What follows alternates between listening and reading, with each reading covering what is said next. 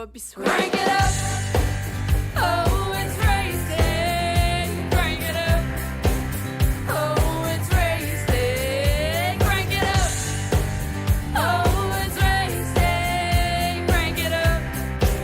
Oh, it's racing. Everybody get ready. On your feet. Here we go. 3, 2, 1. Crank it up.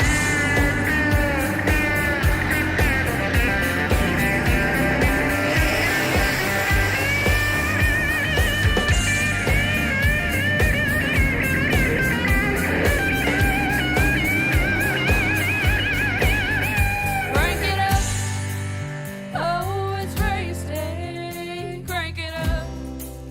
Oh, it's race day. Crank it up. Oh, it's race day. Crank it up. Oh, it's race day. Crank it up. Oh, it's race day. Crank it up. Oh, it's race day. Crank it up. Oh, it's race day. Crank it up. Oh, it's race day. Crank it up.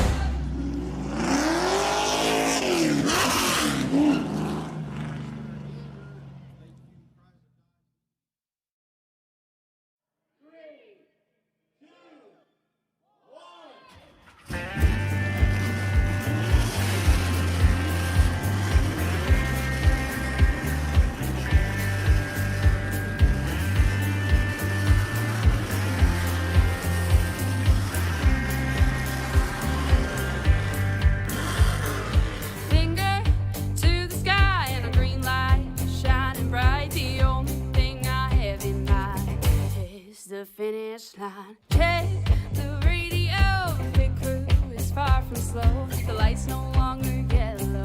Ready, steady, go. Crank it up. Oh, it's racing. Crank it up. Oh, it's racing. Crank it up. Oh, it's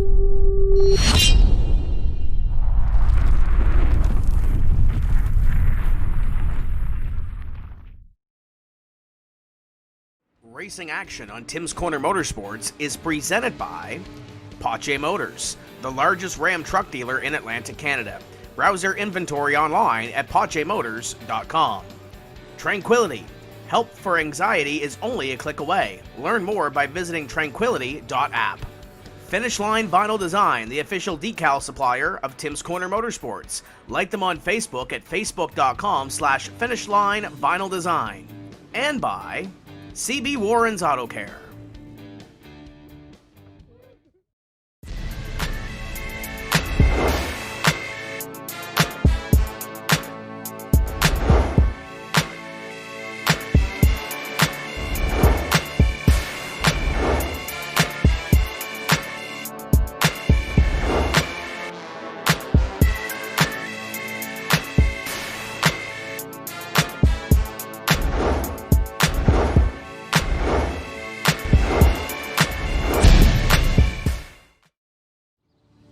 Living with anxiety or depression can make everyday situations and interactions seem impossible, and getting the right help can be expensive and inconvenient.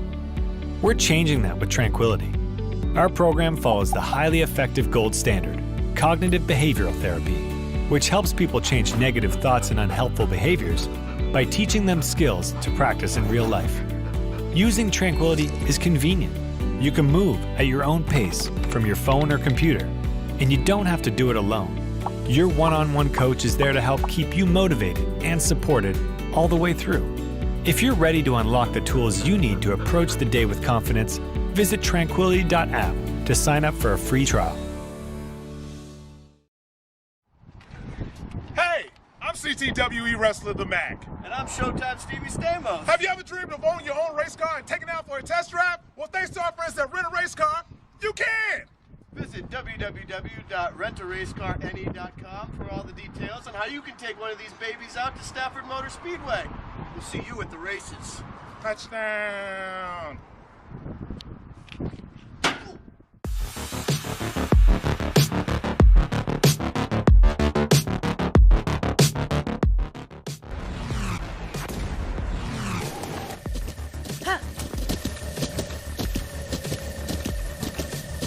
With the Butt Kicker Gamer 2, what you see and what you hear is what you feel.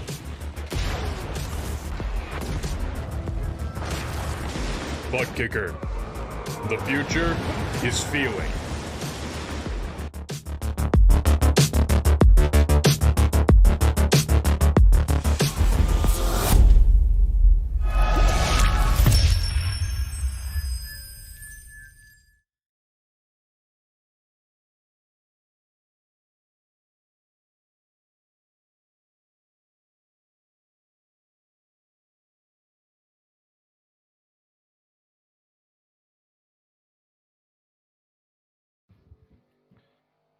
And welcome to Rockingham, North Carolina. It is The Rock, Mike on The Rock 75, and we've got over 45 drivers. I'm Mike James from Eastbound International Speedway, and I'm joined by Denver Matchett from Speedway Miramichi. Denver, how are you doing tonight?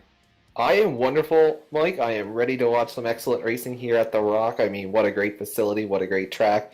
That's not going to get much better than this, but pretty big night for you. The Mike on The Rock 75 must be special. Special, I don't know how I got sucked into this, but Tim throwing out the salute, Mike on The Rock 75 here tonight. 22, 25 degree banks in the corners, 8 degrees in the straight. This is a full mile, just a little bit over a mile there, Denver. So been talking to some of the drivers here tonight in the warm-up. Right now on your screen, we're seeing some qualifying, but a bit of a tangly track for some of these drivers now joining The Rock for the first time. Absolutely. I think we just overheard Brent Roy a few minutes ago say that he can't get his car to turn, which he better get to work because he's, not a whole lot of time left here in qualifying. I'm not sure exactly where Brent is on the time sheets, but, there he is. He's 19th. And what are we taking tonight, Mike? You said there's 28 starters, I believe? Yeah, about 45 drivers are going to qualify here tonight for the Big 75, but we're seeing qualifying right now. We're going to take 28 in total, so we're going to have 4 qualify, is what you're seeing right now in the score. Mike Alexander, the 75 machine, top of the board, and then we're going to see some heat races, and then my favorite, the LCQs, last chance for romance, where we might see some wild rides upside down. So 78 degrees here in Richmond. Rockingham, USA, the I believe is only 2 miles per hour wind, so ideal conditions. 35,000 people in attendance there, Denver. Absolutely. This track, it's got a lot of character and it's got a lot of history. And tonight we are going to see another chapter in the virtual world. There's a lot of big names in the field tonight. I'm excited for this one. It's going to be a lot of fun. Top 4 right now, Jake Goodwin, top of the board with the 124 machine, the Napa machine with a 2309. Mike Alexander in second, Brad 80, and Corey Hall, your top 4 with 8 seconds counting down the clock on the qualifying. If they are the final 4, they will move on to the big show, and they will not have to battle in the heat race, and that is going to be the conclusion of the qualifier. Jake Goodwin, the 24 Napa machine, is top of the pole with Mike Alexander and Brad 80 and Corey Hall making it without having to battle in the heat races. We are gridding already, Denver, and we are going to take 4 from this heat race. 10 laps going to be put up on the board. Sitting on the pole, the 56 machine of Tam Woolridge. He'll have Rational Richard Drake with the big win last week at Oxford in the 141 machine on the outside. Starting in P3, a name that is no stranger to iRacing is going to be the 34 of Mike Rhino. To his outside is the 45. I might pronounce this one wrong. Is that Scott Drose? That is correct. And then on the inside, the 9 machine of Campbell Delaney. He'll have Ryan Twinham matching up on the outside in the 8 machine. A regular competitor on the Maritime Pro Stock Tour from Prince Edward Island, Terry Duguay in the 14. And to his outside, starting in position number 8, is going to be the 16 of Quentin Carpenter. And row 5, Phil Fowler from Fort Toad, Labrador, the 11 machine. He'll have Nick Pache on the outside, the 54, and completing the field, the 84, young Bando driver from Newfoundland and Labrador, Noah Healy. 10 laps, Denver going to be put up the board. We're going to see quite a few heat races and LCQs before we get into the main event, the Mike on the Rock 75. And we'll see what happens here as we got 2 Newfoundlanders to the rear of the tail. Brand new to Rockingham. I talked to Phil Fowler earlier on, and he said it was quite a challenging track here with the high bank and the big 1 mile here in the ARCA Car Series. That is another big change here tonight. We've seen a lot of super late races throughout the 2020 season and even into 2021, but the ARCA car is the car of choice here tonight, and we'll see what Tanton Woolridge has for us on the pole here as they get set to roll off that iRacing pace truck. Rational Richard is going to be outside of row number 1. I know you mentioned it earlier, Mike. He was a big winner last week at the Oxford Series in the Tim's Corner iRacing events. What a strong performance he had. He held off all the hard challengers, and he's got a good starting spot for this heat race. He's got momentum on his side. I suspect he will be fun to watch, but you can't really count out anybody in this field. Yeah, a lot of stout drivers throughout the whole field, 45 in total. Going to be vying besides the 4 that qualified already. We'll see Rational Richard Drake going for another one tomorrow night for the Oxford TCM Weekly Series. And big show tomorrow night at Oxford Plains. Got to talk to Rational Richard last week. First big win for the Laker News 141 machine and the Kinetic. So they were pretty pumped in that wheelhouse there last week. For sure, as the drivers head down the backstretch. What a sight. What a facility here. You talk about unique racetracks, and the Rock is certainly one of them. Look at that banking as they roll through turns number 3 and 4. So much history, so much character at this track, and we are about to see one hell of a race. We're going to set the field for the Mike on the Rock 75. This is heat race number 1. As the pace truck pulls off, we are going green. On board with Tanton Woolridge in the 56 machine as he takes that green flag, takes to the high side. You'll see several different lines here tonight, a couple of 2 wides here as we get through turn 1 and 2 to the back stretch.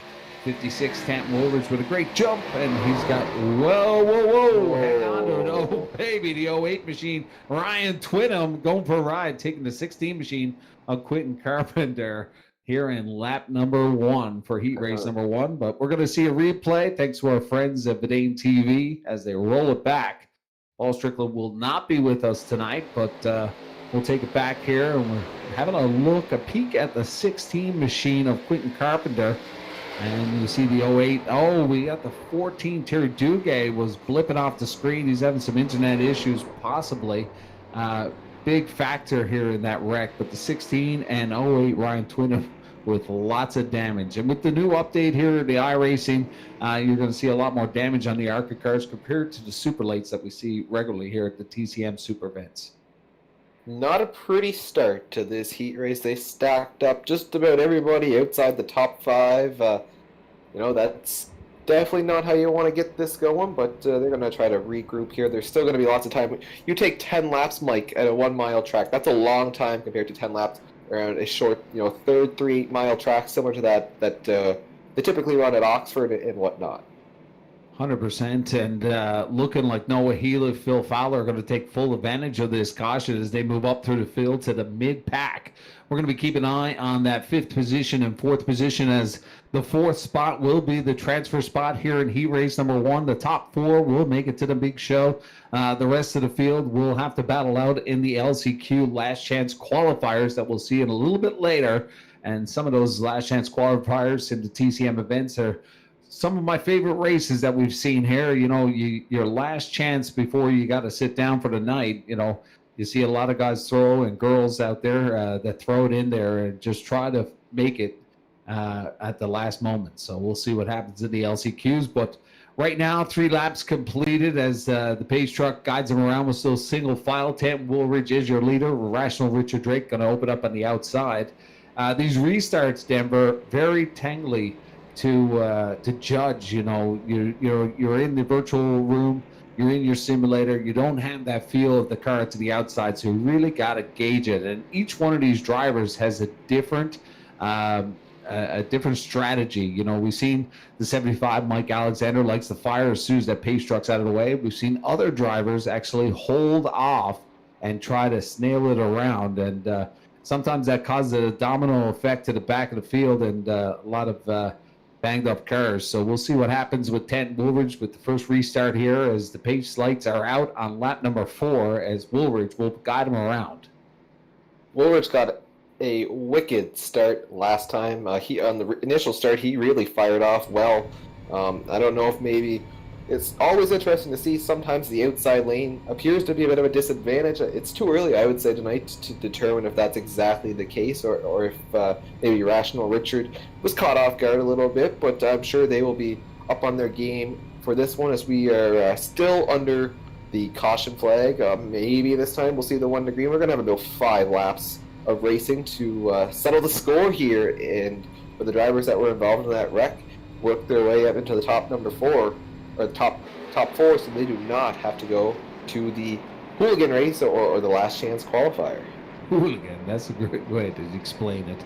My bad on the lights on the page truck. Now they seem to be off. We're going to go back to green flag.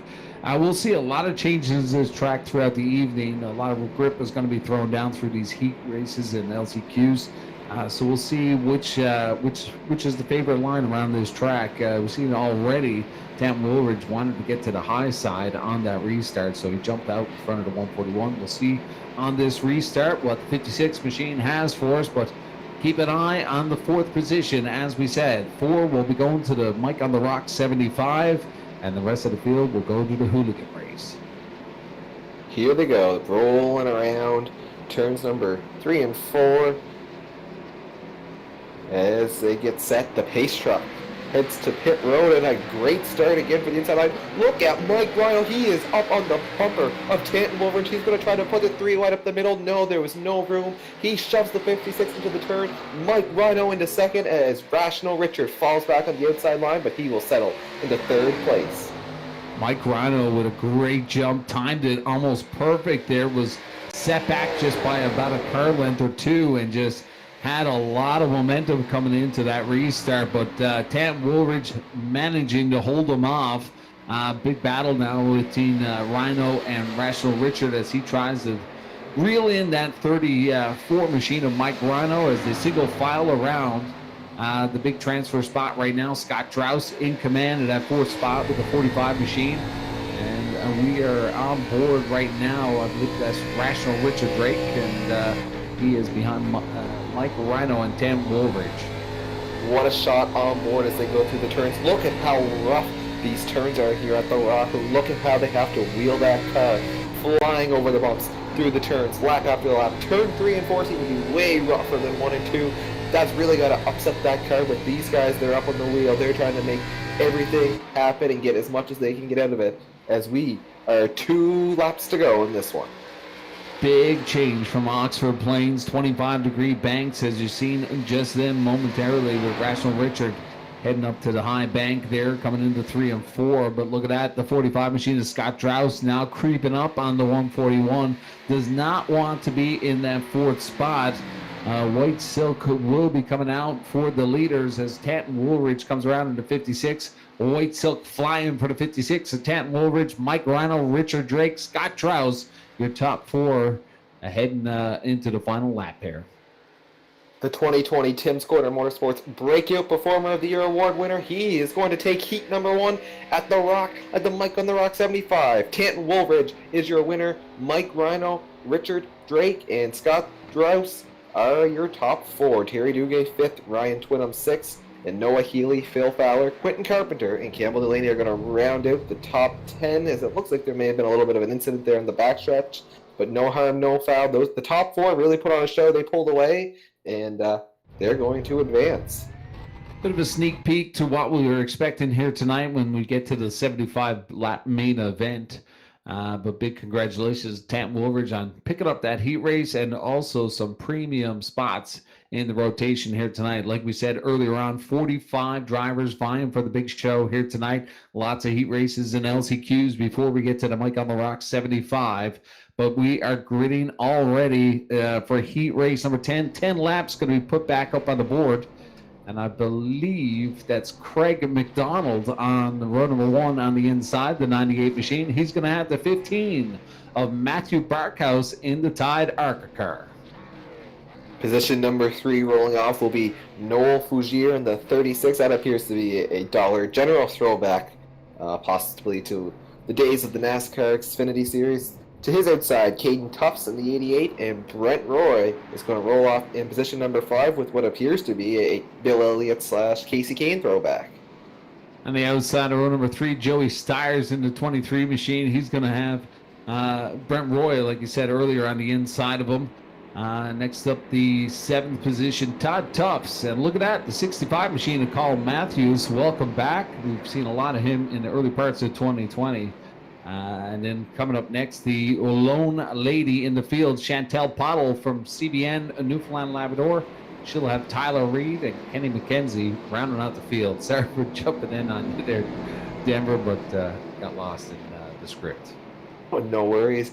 This is all good. This is a great stacked field. There's a lot of big names in this one, Mike.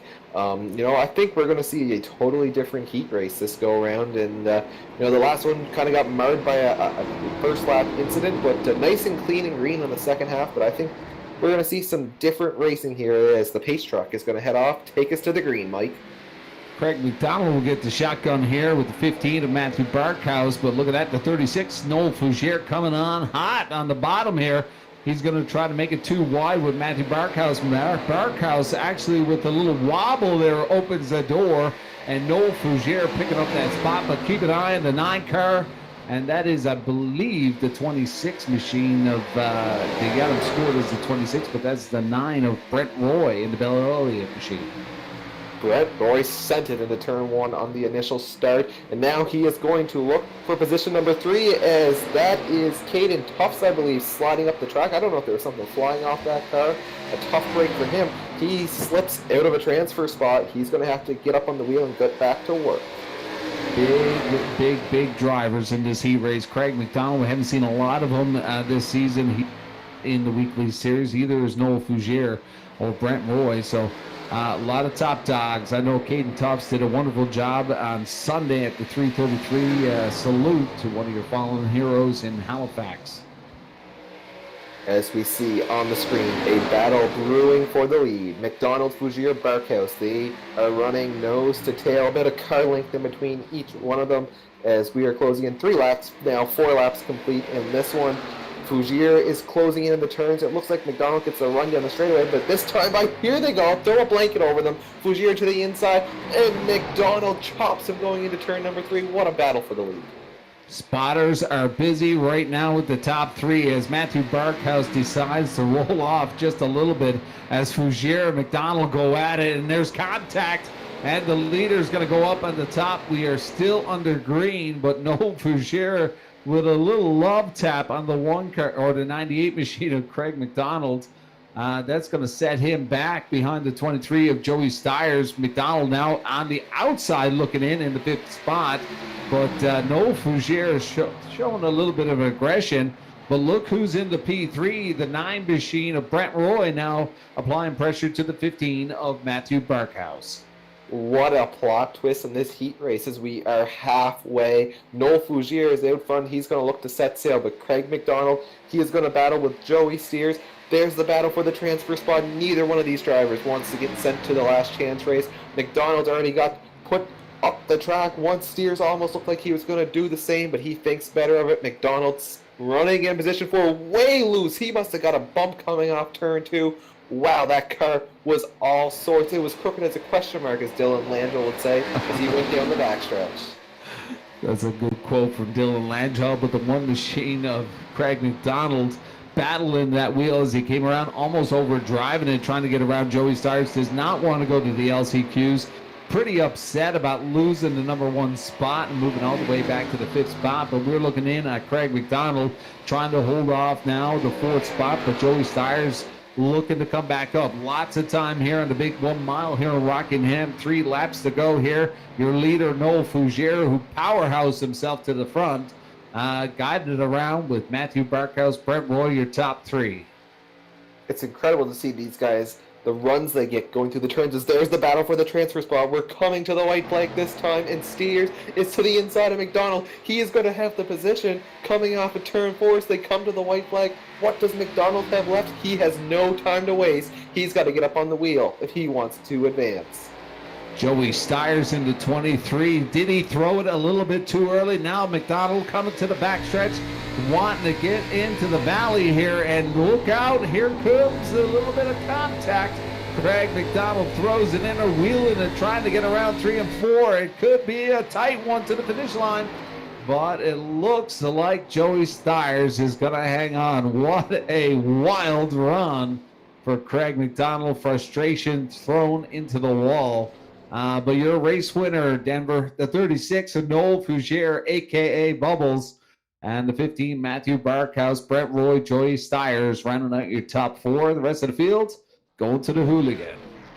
That's a big name with Craig McDonald going to the Hooligan race, and you saw it there. There was some frustration. He tried everything he could there at that last lap, just didn't have enough.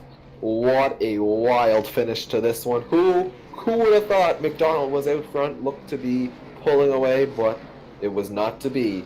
He is in the Hooligan race. What a thrilling heat race. What do we have up next, Mike? Heat race number 3. This is going to be another good one. 10 laps going to be put on the board once again, and look at that. Central Newfoundland, Grand Falls, the 77 machine of Bob Hutchins. He's going to have the 87 machine, Craig McDonald's partner in crime, Danny Chisholm to the outside. Wow, some big guys in these heat races, Denver. Absolutely. One of the bigger names in pro stock racing in Atlantic Canada, the Remax 250 winner from the last 2 years, Ashton Tucker, going to roll off in position number 3. To his outside from Prince Edward Island, he's a mini stock champion at PEI. He's a mini cup champion. It's Matt Watson in the 27. On the inside of row number 3 from Prince Edward Island, Mitchell Montgomery in the 12. He's going to have the 73 of Dave Horton to the outside. Rolling off in row number 4 to the inside, car number 11, street stock driver at a Speedway 660. It's Caleb Urquhart, and to his outside, the 007. It's Byron Bartlett. And not showing just yet, Keith McClellan, Danny Mack, the Bud Light machine, still on pit road in the 30. Troy Burke as well, not rolling out and making the call here for heat race number 3. We'll see if they get there, but pace truck is exited, and it's the Hooters machine, the 77, Bob Hutchins with the hammer. But look at this, Danny Chisholm to the outside, got a great jump and putting lots of pressure right now on the 77. Chisholm was one of the first drivers we've seen be able to get to the bottom. The outside lane really doesn't seem to be where you want to be on these starts and restarts, but here we go, a 3-car battle for the lead once again. Hutchins, Chisholm, and Tucker, first, second, and third. The battle for 4th, the transfer spot, is going to be the battle of PEI. Mitchell Montgomery and Matt Watson, as Watson dropped way back. Something going on there.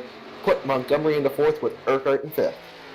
Well, Dave Horton on pit road. Something must have happened to the rear of the field, but not a good show for Dave Horton. As you see the Cat machine on pit road, he will not make it back in time. The leaders, though, Bob Hutchins, and look at this big battle for P2 as Ashton Tucker throws it in there and applies plenty of pressure on the 87 of Danny Chisholm. Oh, what a wild ride here in lap number 3 as that continues to brew back there for P2. The war is waging. Chisholm slides up the track. Tucker going to try to peek to the bottom, thinks better of it as they head into the turn. Tucker just looking to set him up. This track might so rough. Oh, as Tucker looks to maybe put a bit of a bumper there. And now he's going to look to the inside as they head down the backstretch. Doesn't look like he'll be able to make the move. And as I was saying, like, this track is so rough that you just really got to wait and watch how you enter the corner. It's so tricky. You have to hit it right. As that time Tucker does. Now he's going to look to the inside. He might have the spot as they go into then the contact. Oh, baby. Wow. Look at that. We're still under green as Danny Chisholm tries to correct it out here. But look at that. Mitchell Montgomery and Byron Bartlett coming up pretty hot on the 87 machine. But Ashton Tucker, Danny Chisholm throwing the gloves off here in heat race number 3. And I was about to say they had a full second on Byron Bartlett and Mitchell Montgomery. Had no idea why they were battling so hard for that position, but I guess that's a little foreshadow to tonight's big battle here for the Mike on the Rock 75. If this is any indication of what we're going to expect here tonight, it's going to be a wild one, Denver. Absolutely. You know, in a situation like that, you know, maybe Ashton Tucker should have shown a little patience, or maybe Chisholm should have maybe let him go. They were both in a transfer spot, and they almost threw it away. Tucker obviously comfortably in second, but Chisholm, he's on the verge of losing position 3 as Byron Bartlett to the inside, and nothing there. Chisholm holds the spot, but he's only in third. If these two make contact, they're both in. But if they make contact, Mitchell Montgomery and Caleb Urquhart are going to be all over it. You got to give 87 Danny Chisholm credit. Young Bando driver from Maritimes. What a save! Managing to able to control that 87 after that contact with Ashton Tucker, but managing to stay in the top 3. But Byron Bartlett now has got to play it safe with 2 laps to go here. They are all clear and safe now for the big show. Does Byron Bartlett want to contend that spot that bad, or does he want to play it safe and head on into the big 75-lap main event here tonight? I know if it was my cards, I'd tuck in behind that 87 and make sure that we made it to the field. I would agree with you there, Mike. Especially Chisholm got roughed up once. He might not take so lightly to having a car getting up on his bumper again. So best to just ride and manage the gap as the white flag is out. And it's Bob Hutchings in the 77. What a run for him. He is checked out as he rounds turns 3 and 4. He is going to advance to the main event with a commanding and convincing win. Hutchings your winner. Tucker, Chisholm, and Bartlett all should advance.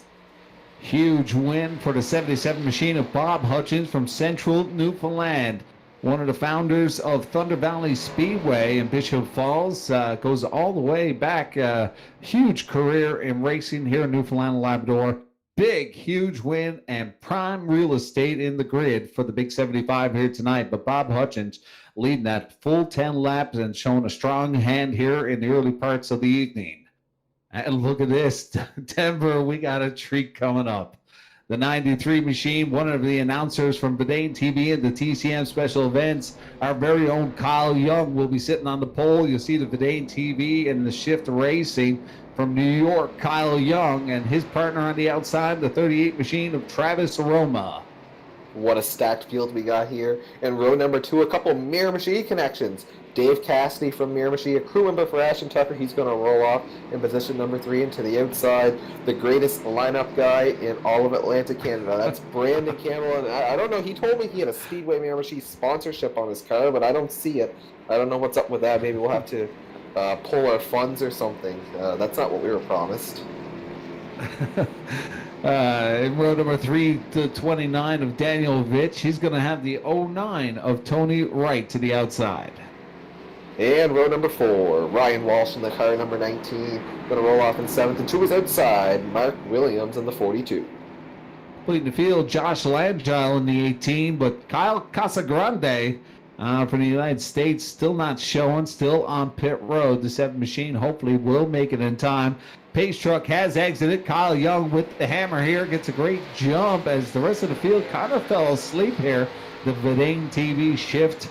Kyle Young, the 93, taking command here on lap number 1. Travis Roma, Dave Cassidy, and Brandon Campbell, your top 4.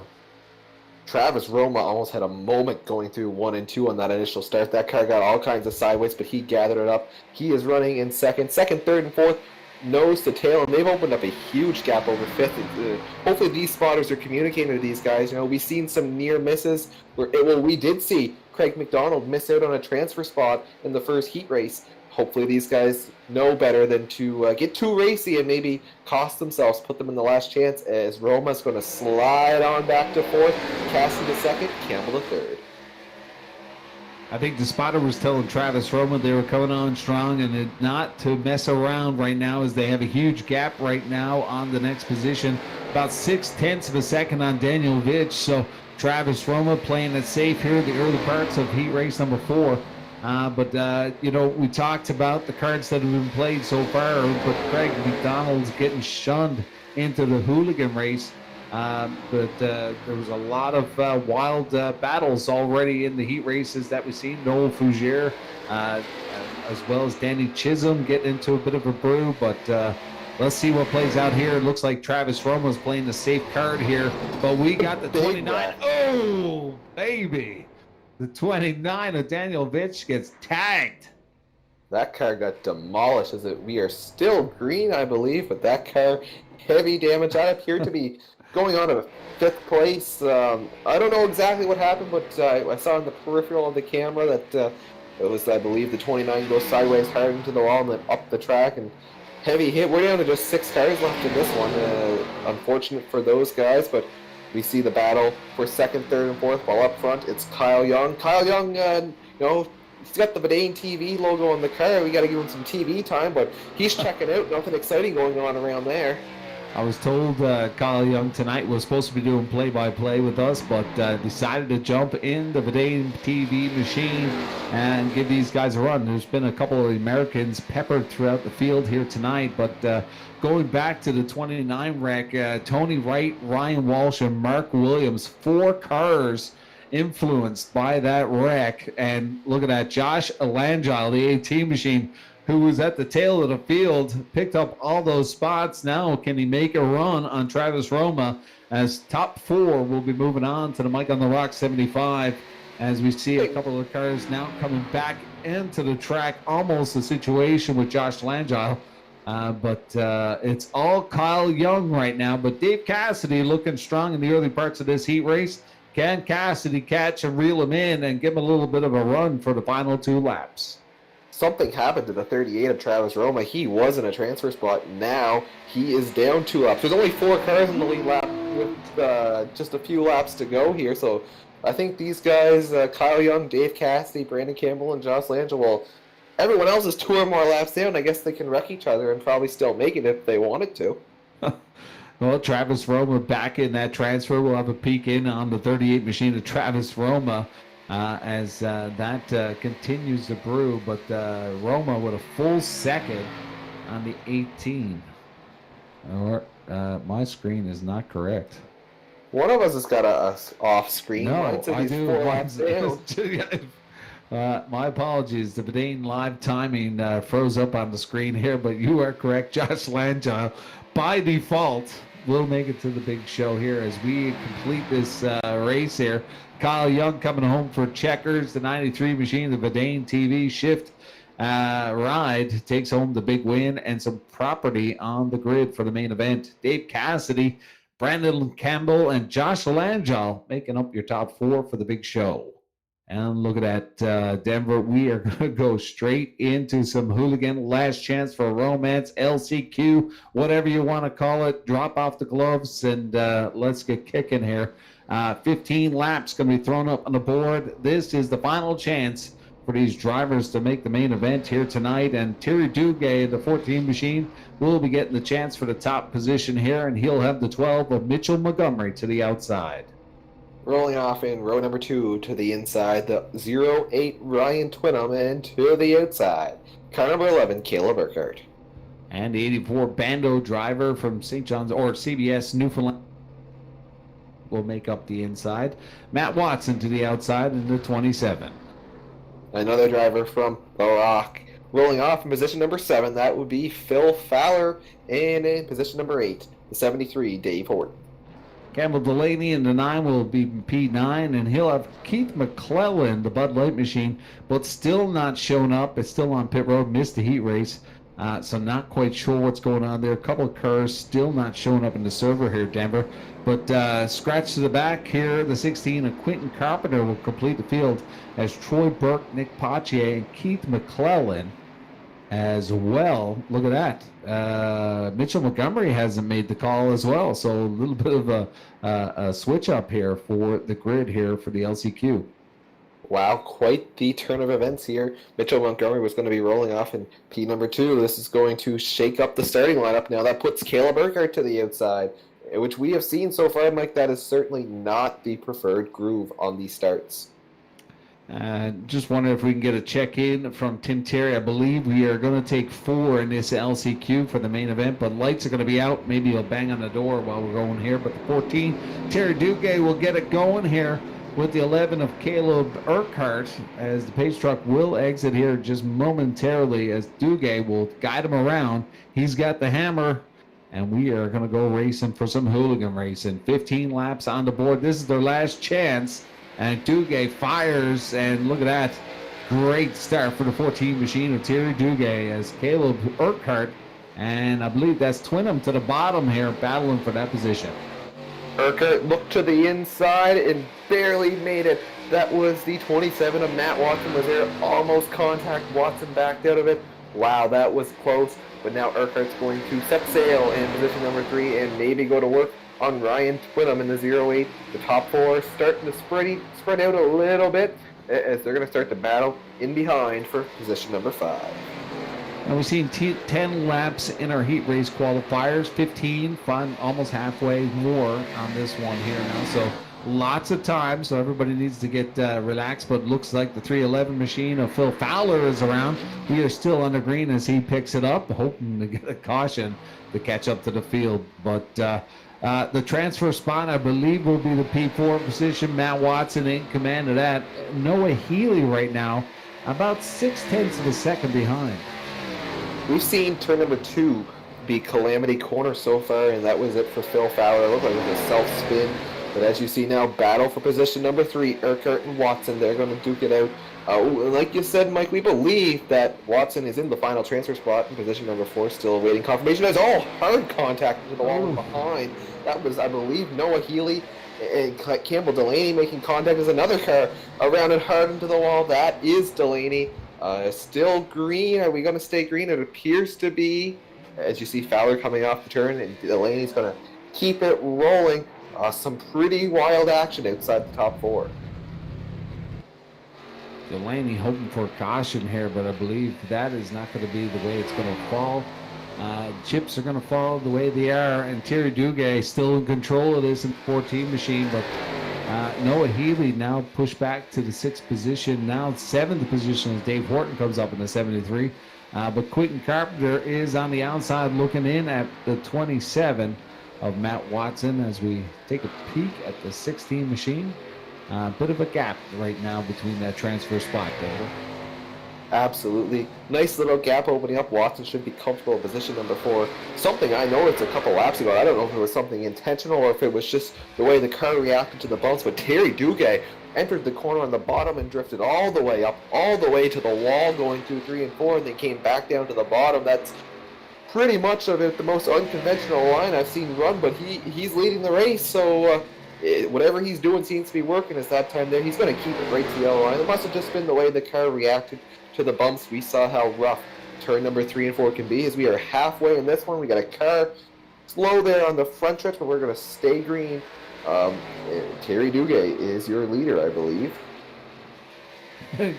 Oh, that is correct, my friend. Terry Duguay in control. 84 machine way off the pace here as he comes down through the front stretch here. Hopefully Noah Healy gets it going. But Campbell Delaney on pit road right now. He is going to go down 4 laps. Noah Healy down 1 lap. So we'll see what happens. But look at this. Whoa, what happened? Did he get... I think what you were talking about earlier on about becoming loose coming out of the corner just destroyed the front end of Terry Duguay. What an upset, and an upset to the balance of power here. Now the 08 machine of Ryan Twinham in control. I don't know if our good friend in the tower can give us a little peek at what happened there as we continue to go green here in the LCQ. What a upset for 14 machine of Terry Duguay. As man, there's an incredible amount of damage on that 14 machine. This has been a crazy night, absolutely incredible. So we are going to try to get a look at the replay here. You see 14 going into 3 and 4, just on the bottom, and just breaks through. And oh no! Hit the barrels. Oh no! Wow! Oh, Thank you, Paul. That was definitely a kick-ass replay. I don't know if we still have kick-ass beef jerky or not, but that was a kick-ass replay. We're on energy drinks now, my friend. Raise energy. That was brought to you by Throw the Raise beef Energy. jerky and you got yourself a party. Some kick-ass beef jerky, some Raise energy drink to our good friends at Vidane TV for that quick look in at Terry Duguay, who took out the water barrels there at the end or the beginning of pit road. But 4 laps to go here. Ryan Twinham in control, and 27 Matt Watson now finding himself into 2nd position. Caleb Urquhart and Quentin Carpenter now in your top 4. But looking at the gap between Horton and Carpenter, almost about 0.8 or 0.6 of a second in the difference. The 73 of Dave Horton really has got to get up on the hammer and hammer down now through the corners as we have a look at Dave Horton as he battles that wheel.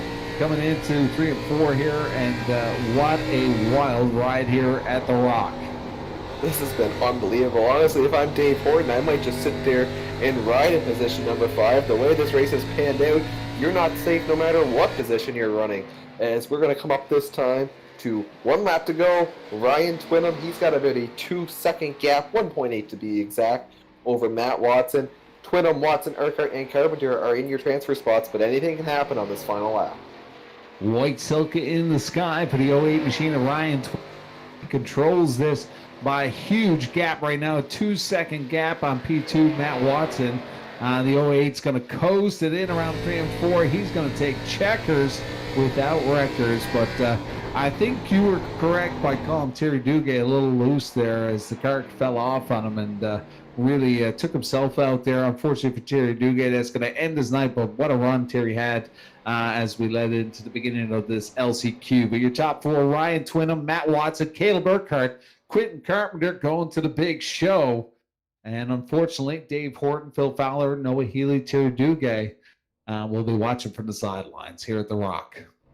Terry Duguay certainly made a splash in that one, and unfortunately for him, he's not going to qualify. He was in the lead, was setting sail, and a tough break for the driver from Prince Edward Island. But here we go, Mike.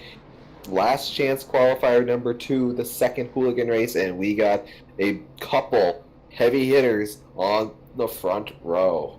I wouldn't just say front row, I'd say the whole field. What a wild field we have for the hooligan race number 2, LCQ, last chance for romance, whatever you call it, the Vidane Royal Rumble. 15 laps going to be on the board. Craig McDonald, what an upset in the heat race. Did not get the qualifier earlier on. We only took the top 4, but his teammate, Corey Hall, did make it to the show at the beginning. But we'll see what happens here in the final LCQ. The 98 machine of Craig McDonald will get the pole to the outside. It should be the 38 machine of Travis Roma, but he has not checked in just yet. Still on pit road. This is an interesting turn of events. Travis Roma is certainly one of those heavy hitters, and in position number 3, Caden Tufts also. Neither driver has checked in as we are getting ready to come to green, but rolling off position number 4 and possibly position number 2, the 09 of Tony Wright. Colin Matthews, Daniel Vitch still not in as well. 2 Todd Tufts for Ryan Walsh, 19 Chantel Pottle, Mark Williams, Kenny McKenzie, and look at that, Craig McDonald gets a great jump here. As there seems to be a bit of confusion as so many cars still sitting on pit road. The rest of the field slowly get it going, but Craig McDonald gets a huge gap right now on the rest of the field, as I'm sure he's going to be looking for a lot of clean air as the upset in the heat race. McDonald wants to get into the big show here tonight. Absolutely. As you see, the battle right now is for position number 3. It's Tony Wright, Ryan Walsh, 3rd and 4th, and Todd Tufts just a little bit behind, lurking, wanting position number 5. And look at that. We got Ryan Walsh going to the outside. We haven't seen anybody, I don't think, try to make a pass on the outside tonight. That's not going to work, but he's going to regroup and try it again. A lot of the filming of Days of Thunder. Cold Trickle move to the outside, but look at this. The 19 takes a peek. Half car to the bottom. Walsh putting lots of pressure right now in the 09. This is almost like a flashback to Days of Thunder. What a battle going on between the 09 of Tony Wright and Ryan Walsh, as Ryan Walsh kind of slips off a bit and opens the door for the 72 machine of Todd Tufts. Tufts drops to the bottom on the 19, and could be contact here. Oh my God, hang on to it, Denver. This is going to be wild as Walsh battles back to the bottom, side by side as he gets in front of the 72 of Tufts.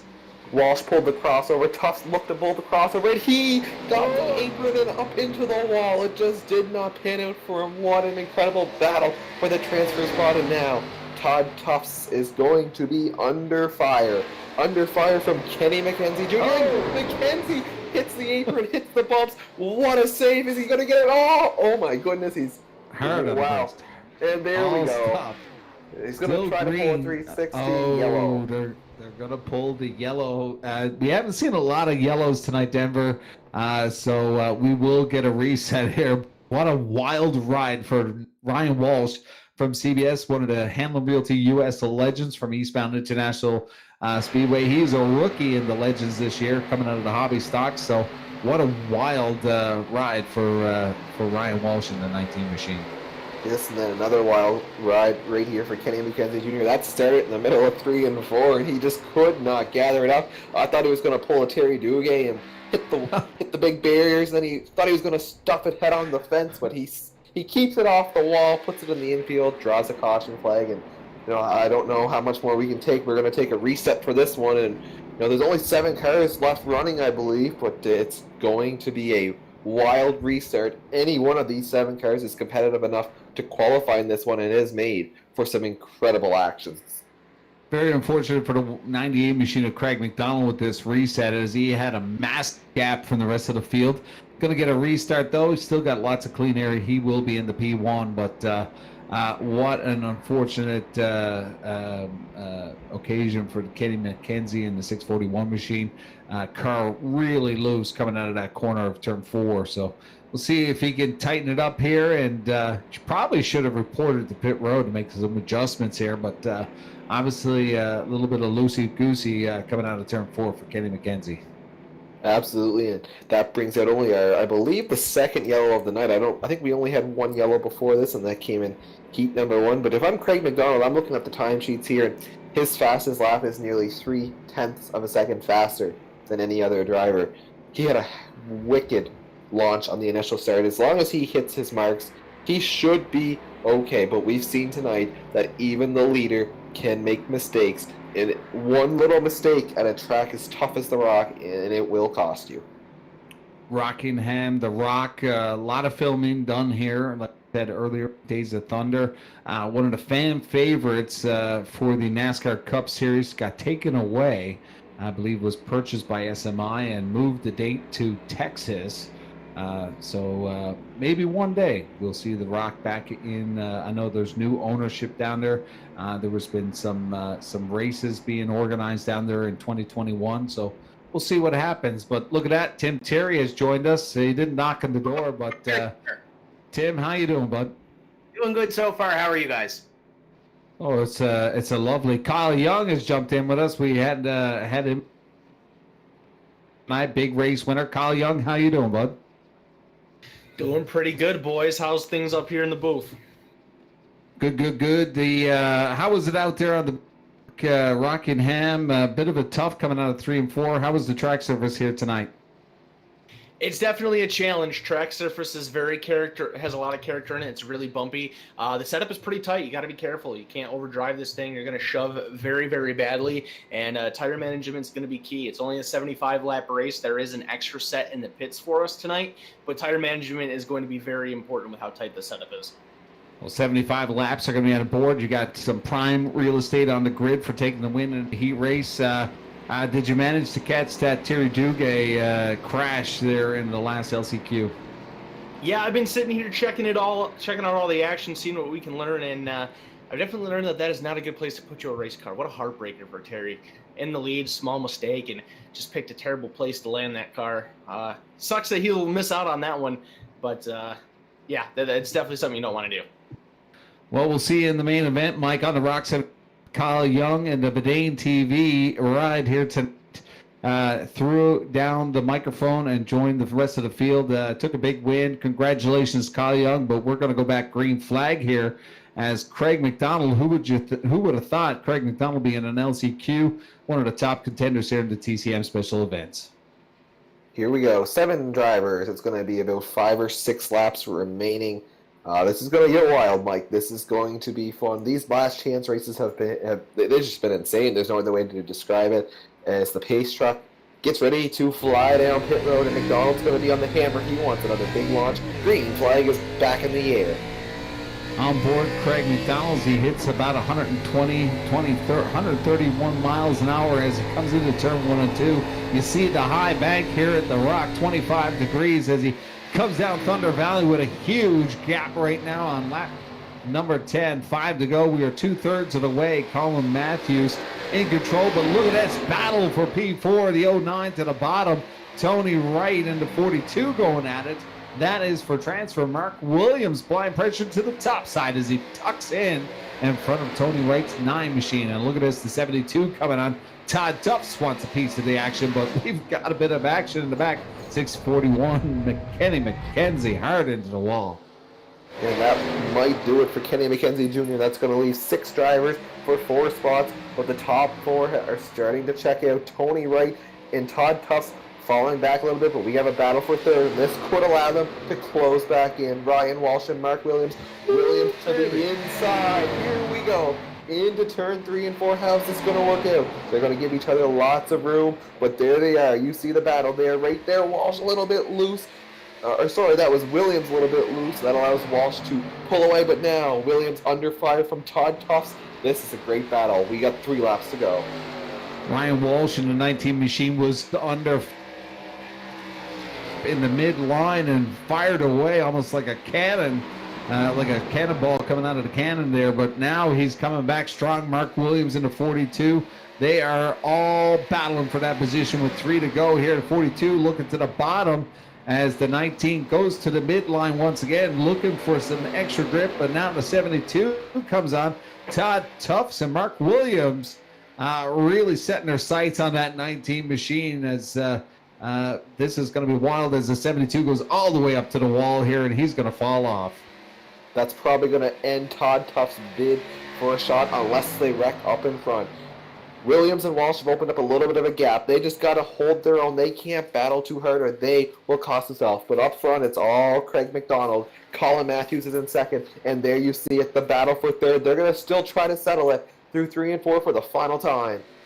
Coming out of the valley, the 19 in control of that B3. Checker flags for Craig McDonald in the 98 machine. Travis Roma not there, but Colin Matthews is your P2. And then Ryan Walsh, Mark Williams will complete the field.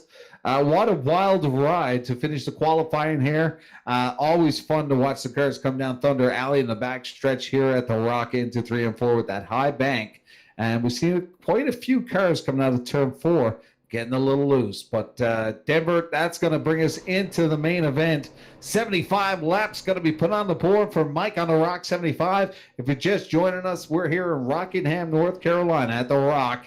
And look at this. We're going to see 4 drivers that we haven't seen all night that qualified earlier on. Your top 4 for qualifying. The 24 Napa machine, Jake Goodwin, will get the call for the pole. And look at that, 75, Magic Mike Alexander will be in the outs on row number 1.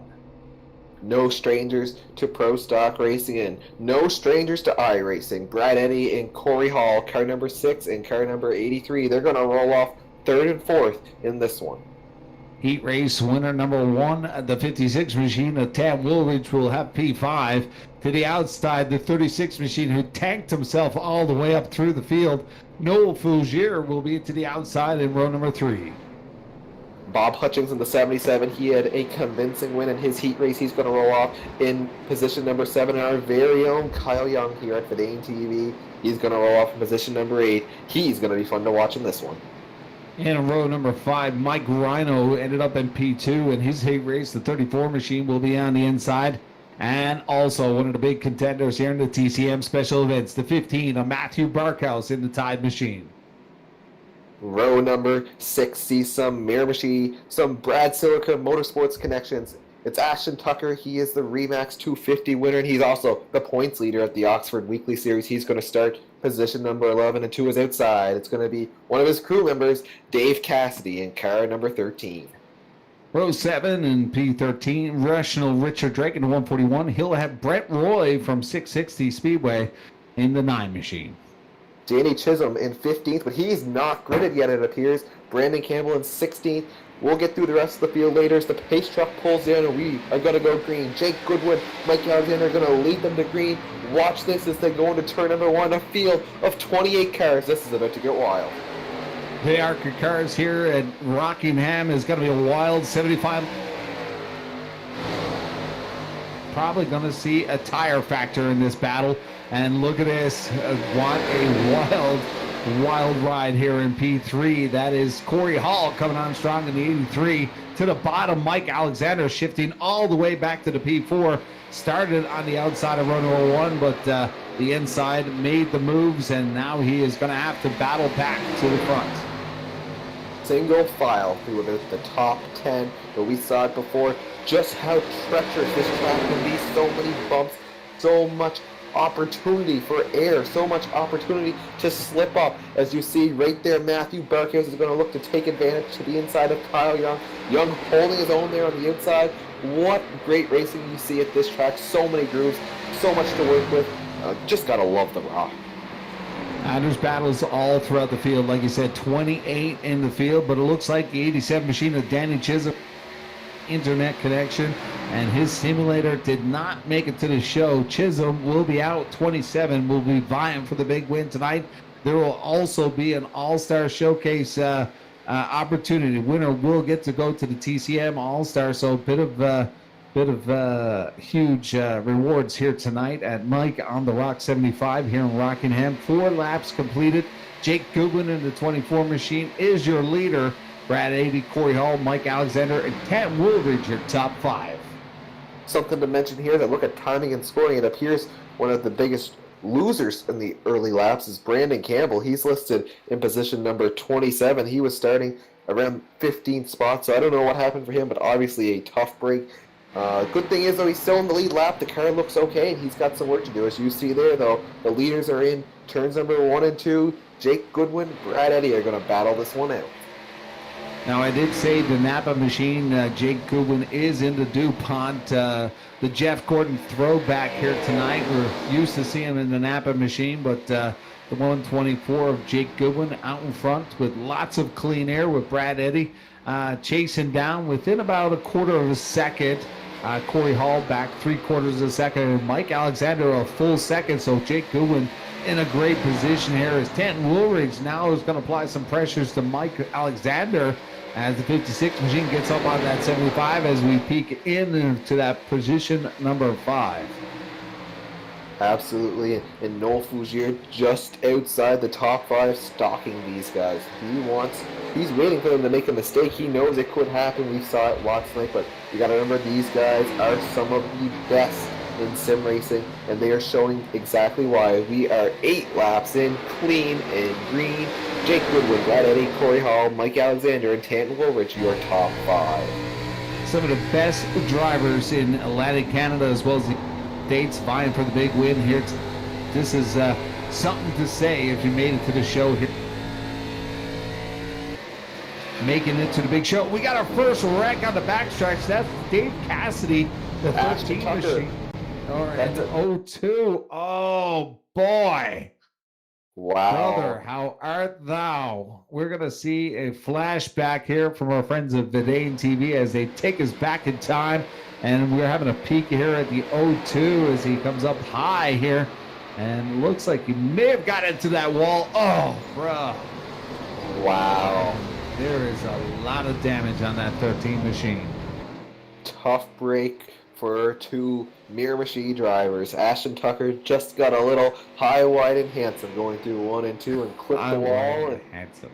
Yes, and then poor old Dave Cassidy. He had nowhere to go but all into the back of Ashton Tucker. You see the damage there on the 2 car, and a tough break. Very unfortunate situation for those guys. They worked together all summer long, but things aren't going so great for them tonight here on iRacing. Now, I believe we still have Kyle Young in the booth. Do you got a copy, Kyle? Sure do, Mike. How's it going down there? What a wild start. 11 laps completed so far. You're sitting in position number 9. A lot of battles at the early starts here. Some stout drivers in this big 75-lap main event. Take us through what your thoughts are in the first 10. Yeah, you got that right, Mike. There's no shortage of talent. There really never is in these Tim's Corner Motorsports races. And I'm right in the middle of it right now, racing with Ashton and Matthew. Actually, now I've only dropped 1 position since the start. Just trying to fit in here. Just be a little patient. Try to keep the car in the right direction and keep it clean, and try to keep the tires underneath me. I don't really know how pit strategy is going to work amongst these top 10 drivers, if any of us are going to come down or if we're going to try to make it all in the whole race. So just trying to take it easy right now and hopefully have some tire left over if we don't end up coming down to pit road. Now, I've noticed in some of the past, I believe here at Rockingham, we had some fuel issues on the final couple of laps. We had a couple of cars go down because of running out of fuel. How do you think fuel is going to be a factor here tonight? I don't think we're going to have any issues with fuel. I mean, I know we're under caution right now, and it's building up some extra laps because of that, but we're showing well over 100 laps of fuel inside these cars. Maybe that changes a little bit as we get some more green flag laps and it burns off, but I don't think fuel's going to be a factor at all tonight. Well, only 75 laps here for Mike on the Rock 75, but the big mile high bank 25. Good luck tonight, Kyle. Taking home for the Vidane TV crew, but you got a lot of stout drivers. You got Bob Hutchins there in front of you, the 77, doing a wonderful job. Matthew Barkhouse. But we had a few go down pit road. Brandon Campbell, Brent Roy, Dave Cassidy, and Ashton Tucker picking up tires. But it looks like everybody's still on the main lap. First, everybody is still on the lead lap here. Denver, this is going to be wild. Pace truck has exited. It's all up to the 124 machine as Jake Boone kind of holds them back. And look at that. They thought they were going to fire the 77 machine. Tucked out, did not want to hit the 56 of Tam Woolridge, and they almost dominoed all the way back, but they get off clean. Look at the 75 machine of Mike Alexander now to the inside.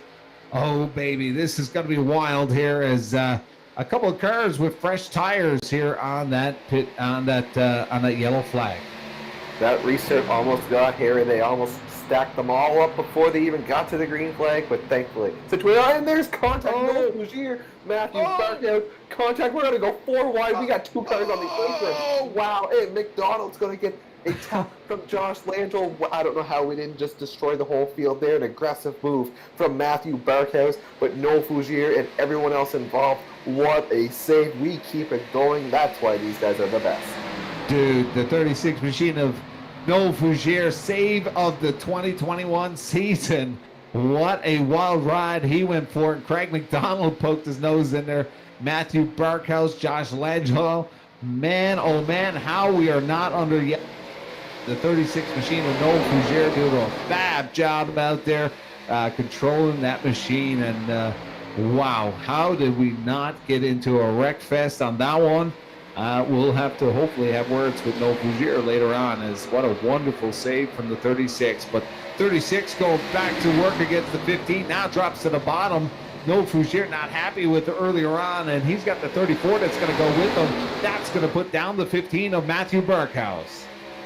The best revenge is to get back around them clean, and that's exactly what Noel Fougere did. Barkhouse got all up into the back of him and almost triggered that wreck.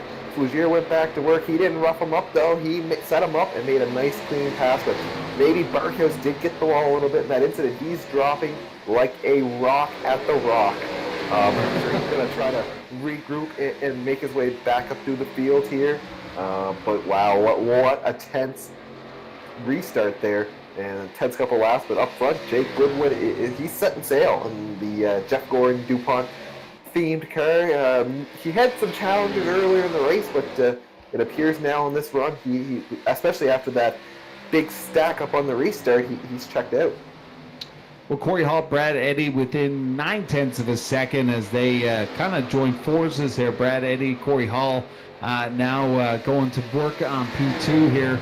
But Tam Woolridge in the position number 4, Mike Alexander. But I think Matthew Barkhouse definitely picked up some damage on that incident with Noel Fougere, as might have tire rub or something going on as he's falling back through the field now, landing in position number 11. But Kyle Young coming up now in the top 10.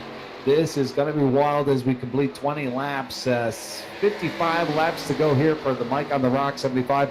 Jake Goodwin in the DuPont color throwback to Jeff Gordon. All up in front with yellow. About a 1.5. But look at this, Matthew Barkhouse, as he was falling off, may have caused a bit of an incident. Is that Brandon Campbell? That is Brandon Campbell. Heavy damage on the number 99 machine, and we'll have to see what happened there. Bark, that happened up ahead of Campbell. Rational Richard. Did I just see 3 wide? Let's get a good look here at this replay on Vidane TV. Yes, you're right. Rational Richard. Barkhouse, is that Byron Bartlett to the inside? We're going to go 3 wide. And that just didn't work. And Bartlett into Barkhouse, and then they just stacked them all up. And Campbell gets hooked by Rational Richard, and another big hit for Barkhouse. A tough break for those guys, but we've seen some aggressive driving earlier, and then we see some 3 wide. That didn't work out. We got another one of our team from Vidane TV, Brett Roy from 660 has jumped in the booth. Brett, you got a copy? I got a good copy. Good copy. Position number 18. A lot of bit of a wreck fest in front of you there. How did you manage to squeeze by that one? We're getting good at these smashed potatoes races. Tim keeps having. We're pretty good at dodging the wrecks. But yeah, we kind of got caught up with the Miramichi boys there earlier, coming off of turn 2. Caved the hood a little bit in on this number 9 Dodge. A little bit of a. Me and Tim have a deal where if I run the race, he gets to pick my paint scheme, and he picked the Casey Kane throwback because Casey had a good run here the last time they raced a NASCAR race here. Well, wonderful job so far. You're mid-pack, but a lot of guys now on pit road. Matthew Barkhouse, Ashton Tucker, Dave Cassidy, and Brandon Campbell fixing some damage. You head down pit road. Was that part of your strategy at the early parts here? Absolutely not. Something about you get stuffed underneath a race car. You gotta beat the hood back out and get everything straightened back out. So it's not pretty looking. It doesn't look too bad on the TV camera, I don't think, but it definitely has a couple scrapes here and there. But we took our time to get it straightened back out. I did not take tires. I wanted to save those for the end because this place kind of wears them out. So we'll see how we end up with there towards the end here. Well, no tires. You got one set in the pit. We'll see what transpires in front of us as we get to the 1/3 mark here. 23 laps completed as we get close to that 25 mark. Good luck tonight, Brett Roy, and take it home for us here tonight for 660 and for the rest of the crew here at Vidane. You got that testy Kyle Young in the top 10. We'll see what he has for you. Absolutely, we're going up that way, so we'll see if we can catch him here by the end of the race. We're only 1/3 of the way into it, and if there's one thing I learned about these things is it's a long way to the end, and you just got to survive. So that's goal number 1: survive. Survival to the fittest. Well, good luck, and we'll chat with you a little bit later. But Denver, a little bit of an exciting night here, ARCA Series. If you're just tuning in, it's the Rockingham. I'm Mike on the Rock 75. If you're out there listening on Facebook, give us a shout out. Tell us who you're cheering for here tonight and where you're from and where you're tuning in so we can have a chat with you throughout the broadcast. A lot of fan favorites here tonight for Jake Goodwin. Corey Hall fans out there. But Denver, you got any top picks here for tonight? Right now, Mike, I'd say Jake Goodwin is going to be hard to beat from what we saw so far. But I mean, there's a lot of guys working their way through their field. You take Craig McDonald, he had to start towards the back after the hooligan race. So, I wouldn't count him out. I got a bit of a pit report from Ashton Tucker while you were speaking with Brent. Ashton said he's maybe not feeling so great tonight, and he's now fighting damage with the car after he got all up in the wall there. So back to 23rd, but for the Oxford Weekly Series points leader, it's a good thing we're not at Oxford tonight, and this race doesn't count for points. Well, for those tuning in, we're going to be back in action at the Oxford Plains for the TCM Weekly Series tomorrow night. Dylan Langell, that is one of the Hall of Fame announcers in Canada. He'll be joining myself. And Denver, if you're around, would it be lovely to have you back for back-to-back nights. But we are back to green flag, and the 24 machine of Jake Goodwin gets a great shot out of the cannon.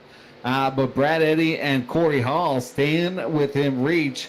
Looking at the mid-pack, Craig McDonald now coming up on Tam Woolridge, giving a run to trying to get into the top 5 here. This is going to be wild. Craig McDonald managed to squeeze by there in some of those wrecks earlier on. And now finding himself on a good run here to join his partner in crime, Corey Hall. He is obviously on a mission. He is still working to overcome that little mishap he encountered in the heat race when he was leading the way, only to get shuffled outside the transfer spot. But now he's up into the top 5 in this one, and now he's going to go to work on Mike Alexander to the inside, heading down the front stretch, heading into turn number 1 and 2, and he's going to get the spot as Alexander is going to get shuffled up high. And then you see the battle there. Oh, maybe a little bit swirly off the turn. It's going to allow Alexander to close back into the bumper of McDonald. This track's just so awesome. You get so many battles and so many times the car gets upset. It's just incredible, Mike. Let's talk a little bit about the 18 machine of Josh Langell. came into that LCQ. A lot of the cars fell off, but wow, look at this. In P7, the 18 machine of Josh Langell coming on strong now to the bottom of 10. Woolridge, he'll go side by side, toe to toe, down the valley, and here we go. The 18 will get that spot from Dan Woolridge, and here comes Noel Fougere. Man, this is a wild ride here tonight at the Rock as we see some of these guys come out of nowhere. Kyle Young poking his nose into Noel Fougere's business now as he comes to the tail, but this is wild as I believe that is Mike Rhino now coming on strong, trying to rhino it past the Vidane TV, Kyle Young, and Kyle trying to protect that position. We see some great racing nose to tail from about 6 on back to probably about 15th. These guys are looking inside. They're looking outside. They're looking for anything they can get, hoping the guys in front of them make a mistake. But Mike, when you run that close together, we saw earlier with Ashton and Dave Cassidy that if you make a mistake running that tight together, there is no room for error.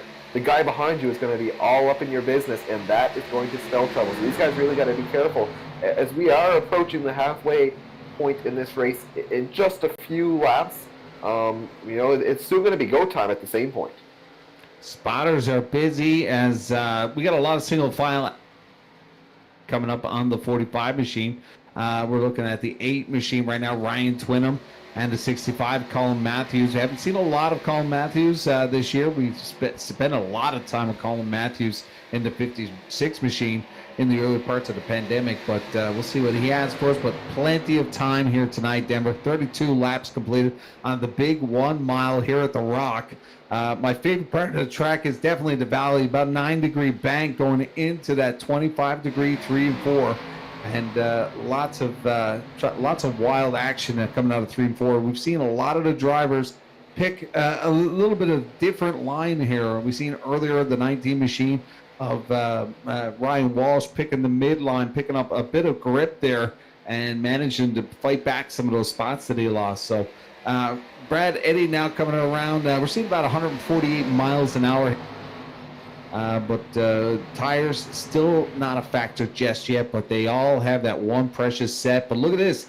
The 75 was falling off earlier. Now we'll give battle to the 83 machine of Corey Hall, Denver. Absolutely. You see, there was a bit of close quarters racing there. Wow, these guys they're really cutting it close into some of these corners. But now that we're starting to see a bit of a longer run here, we might start to see different guys come and go. As you see right there, Corey Hall and Brad Eddy almost making all kinds of contact there going through 1 and 2.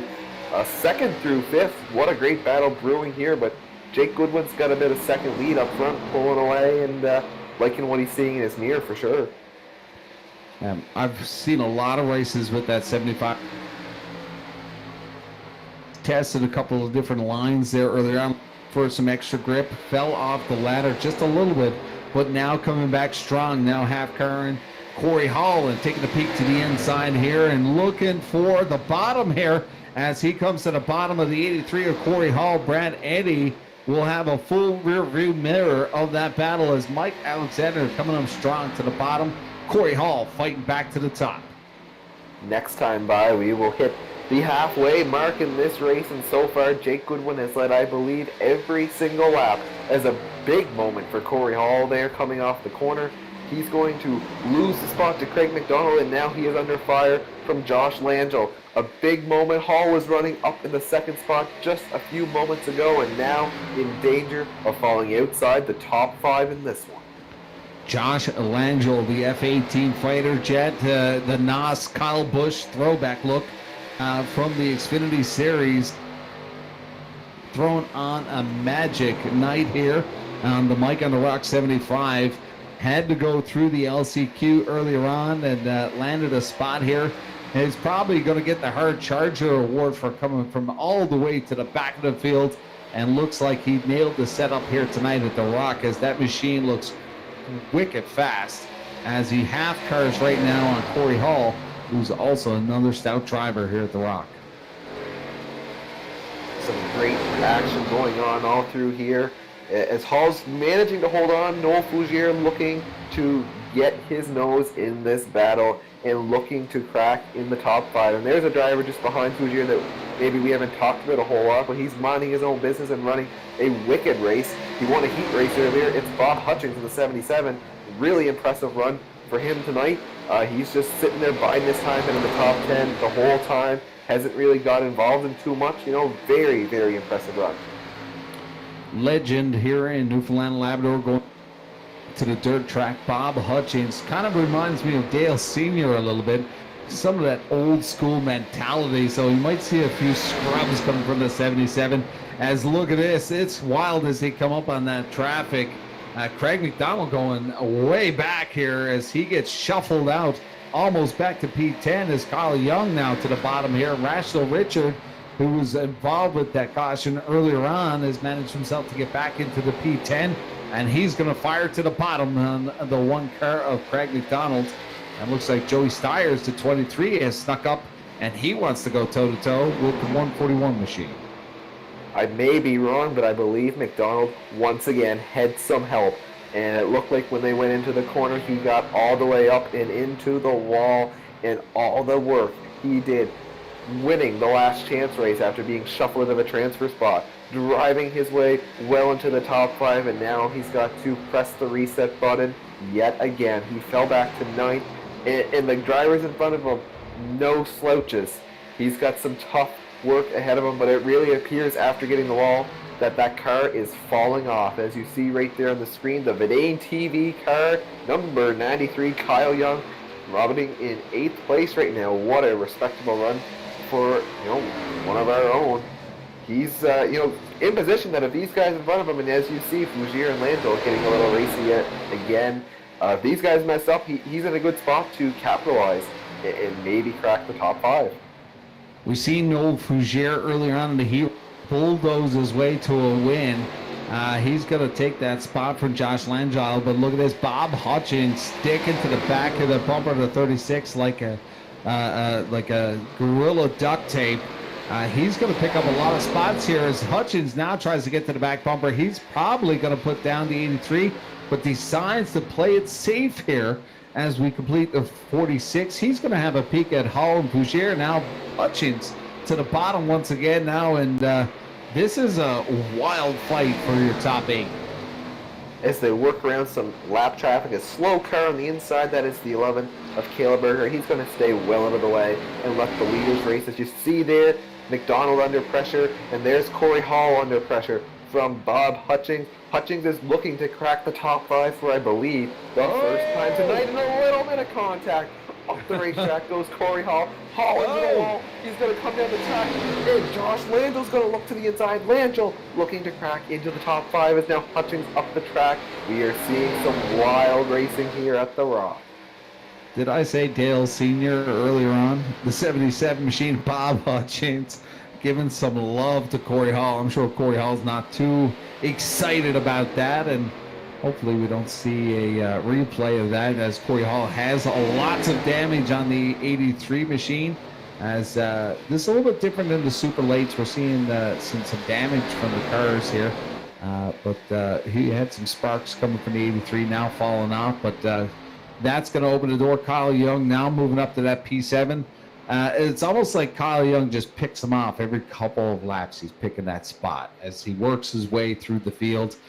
With almost 25 laps to go here, can Kyle Young strategize here, and will pit road play a factor?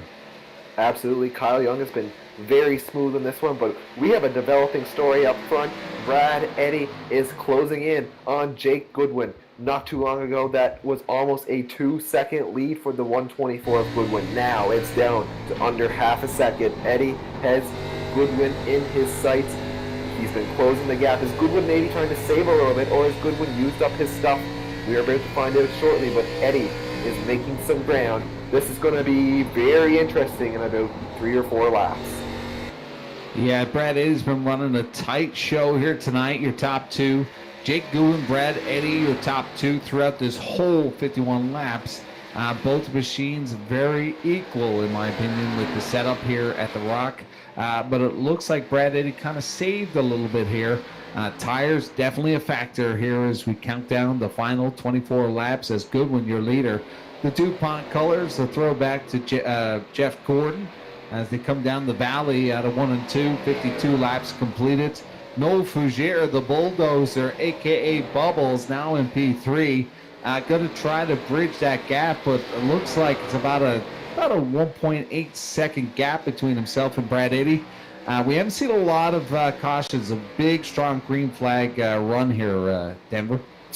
Absolutely, and a track like this where tire wear is such a crucial factor, you love to see green flag racing because it really lets the drivers who have been saving come out to shine. As you see the battle there, that is Josh Langell and Kyle Young, battle for position number 6.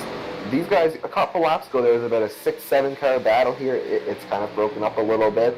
They space out from each other, but Young and Langell still going at it. As we are closing in on the final 20 laps of this one. This race almost reminds me a little bit of World Series of Asphalt. And a lot of stout drivers, and someone like Kyle Young, we've seen throughout this 54 laps picking one at a time. Now picking up another one from Josh Langell. Kyle Young coming on strong in the P6, but really what Kyle Young needs right now is a caution. Cautions prove cautions as we get to the tail. We've seen a long, strong green flag run here, but will that be a factor? Will tires? I would say if we don't see caution, these leaders ain't going to be heading down pit road. I would agree, Mike. You can't pit for, I would say, the simple risk of if you pit and you go down a lap and the caution comes out, you're going to give up so much track position. Mind you, if you hit it right and you can take advantage of it like we see sometimes, that could make or break the race.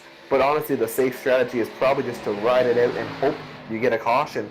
Surely the guy, you see these guys fighting it in. You see a lap car getting all up in the wall there. He hit all the wall. That's the 19 of Ryan Walsh. Surely to God, someone is going to mess up, and we will see a caution. As Noel Fougere now is also closing in on the leaders. He is down to about a second behind them. So this is really starting to get interesting. Fougere seems to have the most saved right now, as the top two are really struggling. Goodwin maybe a little more so than Eddy. But as we're closing in the late stages of this race with a long green flag run, it's really getting intriguing. Well, Noel Fougere, 0.3 of a second faster than our leader. Picked up 0.8 of a second. The man on the move right now, the 36 machine bulldozer, a.k.a. Bubbles. Noel Fougere now setting his sights on the top two. This could be a battle for our top three as Fougere now enters the picture with down the valley and the backstretch heading into 3 and 4. It's going to be 15 to go as we get close here. Ryan Walsh is the only, will be the lucky dog if the caution comes out. He's in position number 22. 21 cars still on the lead lap. That caution becomes very precious for a lot of cars on the track right now with 15 to go. Pretty crazy. Now you're seeing a lap car there. I didn't catch the number, but that's Matt Watson. He's running faster times. There's contact between Eddy and Goodwin right in front of that. But Watson would have came down pit road and got fresh tires, and now he's blowing by the leaders as Eddy looking to the outside. We have a battle for the lead for the first time tonight. Someone is challenging Jake Goodwin. Goodwin's going to get the advantage, but is Eddy going to pull the crossover? He's going to try. Nothing there, and that is allowing Noel Fougere to make this a three-way battle as Matt Watson, who is down laps, is in the middle of all this. 3 laps down, Matt Watson put on a bit of his show for car, as Noel Fougere will probably get frustrated with the lap car here as he wants to enter that picture as he drops to the bottom. I'd say the 27 just got some earful from our official as Fougere now enters that picture. 3-way battle as they come up into lap traffic. Will we see a pick here as Jake Goodwin will have to navigate through this traffic? Will we see Brad Eddy do the cold trickle to the top side? 13 laps to go here as they come around the corner.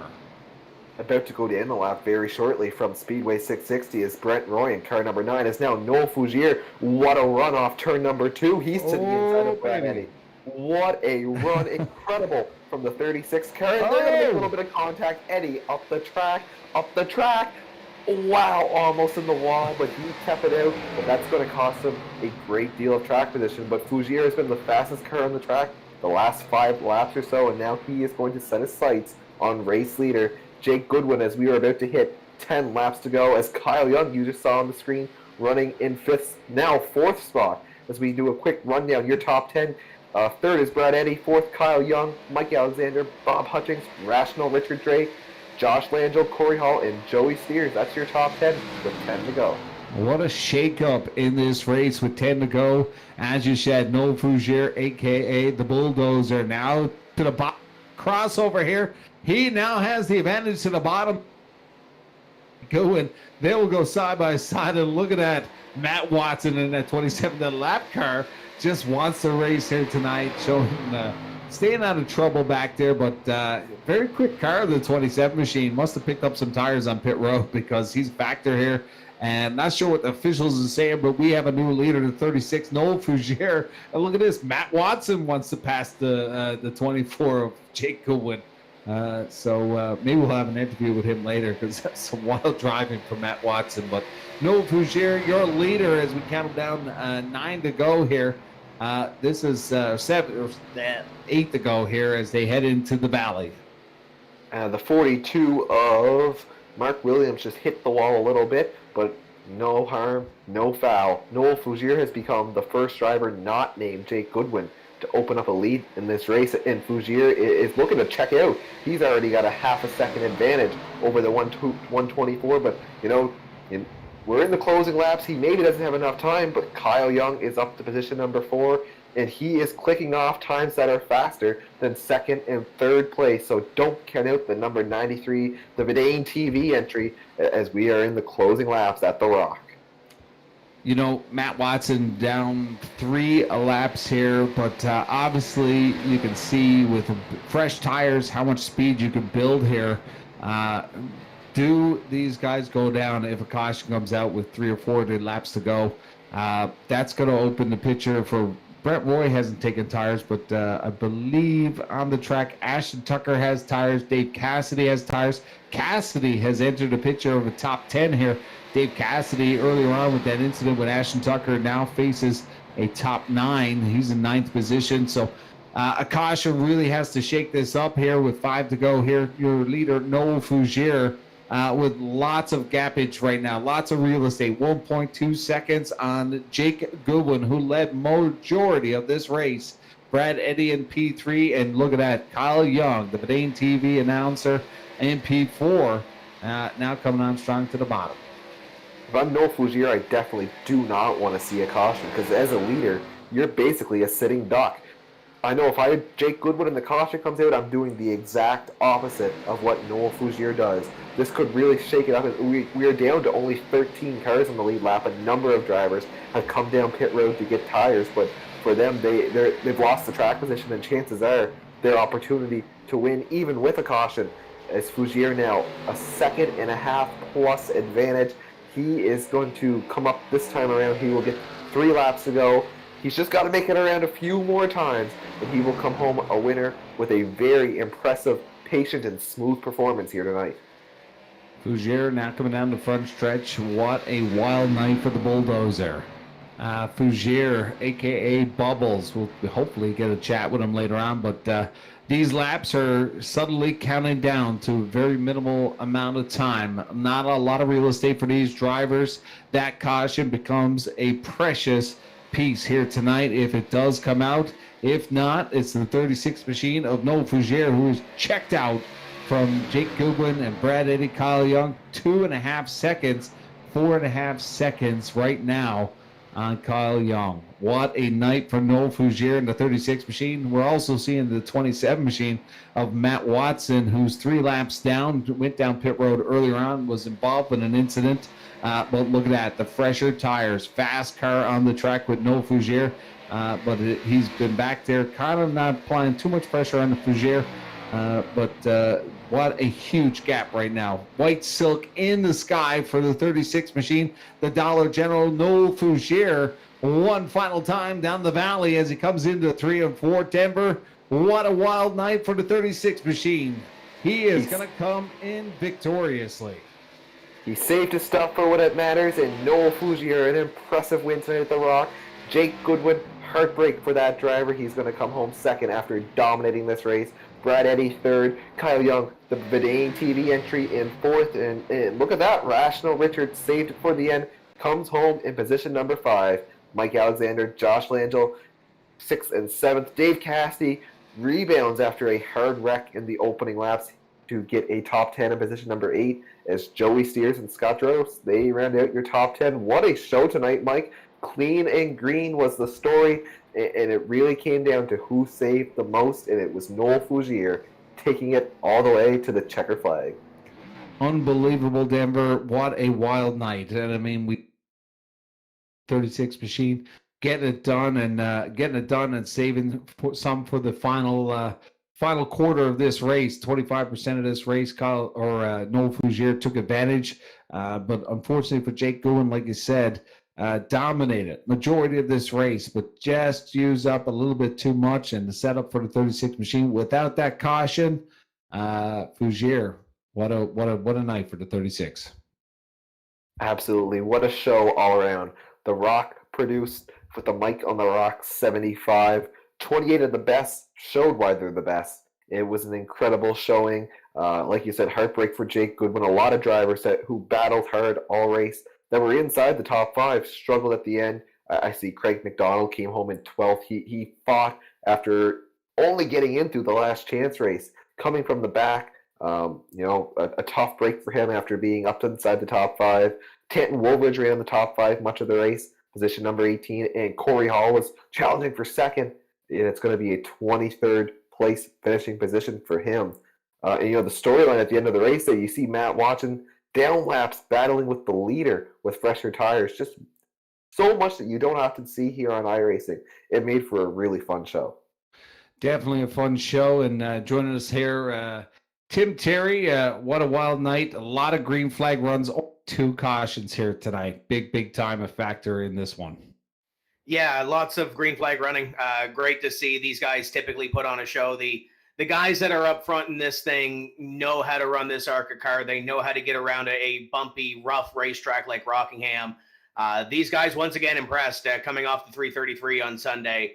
Lots of great racing, but I believe you guys have the 3rd place finisher, Brad Eddy, here. So, Mike, take it away. Brad, how's it going, buddy? You got a copy? Yep, pretty good, man. Hey, bro, long run for that caution to come out. A lot of green flag runs, but the 6 machine looked fast here tonight. You dominated in the top 2 for quite some time. Take us through the bit of the rock here tonight. Yeah, it eats up tires really bad. It was a good track car combo, pretty challenging. So I just tried to save as much as I could. Jake was a rocket ship. So I kind of just let him do his thing. I didn't think I had much of a chance, and I think Noel might have got tires. I'm not sure because he kind of just blew right by us. But kind of different having a tire saving race on iRacing. It was pretty fun. Yeah, that caution, we thought it would be a factor, but it did not come out. Only 2 cautions here tonight. Fougere did not grab tires.